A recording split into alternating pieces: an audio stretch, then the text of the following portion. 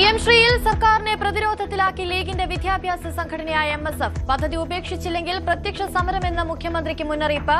പദ്ധതിയിൽ നിന്ന് പിന്മാറണമെന്നാവശ്യപ്പെട്ട് മന്ത്രിസഭ ഉപസമിതിക്ക് കത്ത് നൽകി. PM ശ്രീയിൽ മുഖ്യമന്ത്രിയുടെ വാദം ചോദ്യം ചെയ്ത് മുൻ മന്ത്രി വി ശിവൻകുട്ടിയും രംഗത്ത്.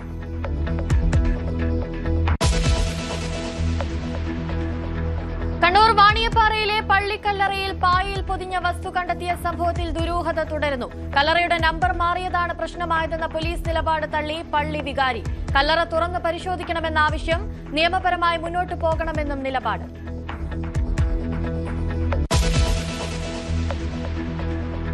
വി ഡി സതീശൻ അഹങ്കാരിയെന്നാണ് G Sukumaran Nair.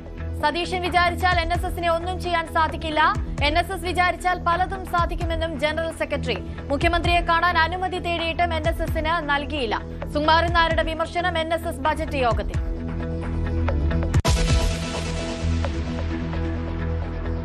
K B Ganesh കുമാറിന് തിരിച്ചടി. NSS ഡയറക്ടർ ബോർഡിൽ നിന്നും പുറത്ത്. അംഗത്വം പുതുക്കി നൽകിയില്ല.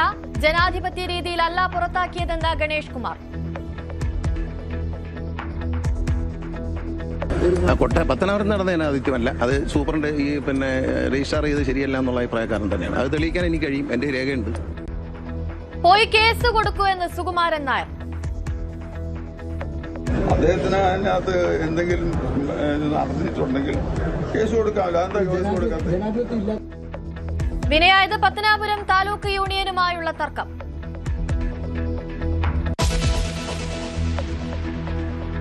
ആരോഗ്യവകുപ്പ് ഡയറക്ടറേറ്റിൽ ഇന്നും കസേരകളി. വിവാദങ്ങൾക്കിടെ ആരോഗ്യവകുപ്പ് ഡയറക്ടറേറ്റിൽ ഡോക്ടർ റീന ഇന്നും എത്തി.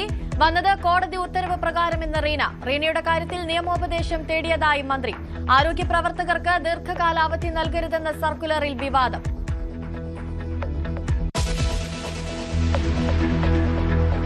വീര്യം കുറഞ്ഞ മദ്യത്തിന് നികുതി കുറച്ചതിൽ അഴിമതിയെന്ന് പ്രതിപക്ഷം. നടപടി കർണാടക ലോബിക്ക് വേണ്ടിയെന്ന് MP രാജേഷ്. സർക്കാരിന് വലിയ വരുമാന നഷ്ടമുണ്ടാകുമെന്നും ആരോപണം.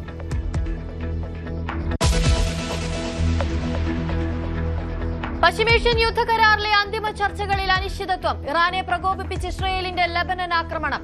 അമേരിക്കൻ പ്രതിനിധികൾ ലെബനനിലെത്തി. ഇറാൻ പ്രതിനിധികളുടെ വരവിൽ അനിശ്ചിതത്വം. ഹോർമുസിൽ കപ്പലുകൾ കടന്നുപോകാൻ അപേക്ഷ നൽകണമെന്ന പുതിയ നിർദ്ദേശവുമായി ഇറാൻ.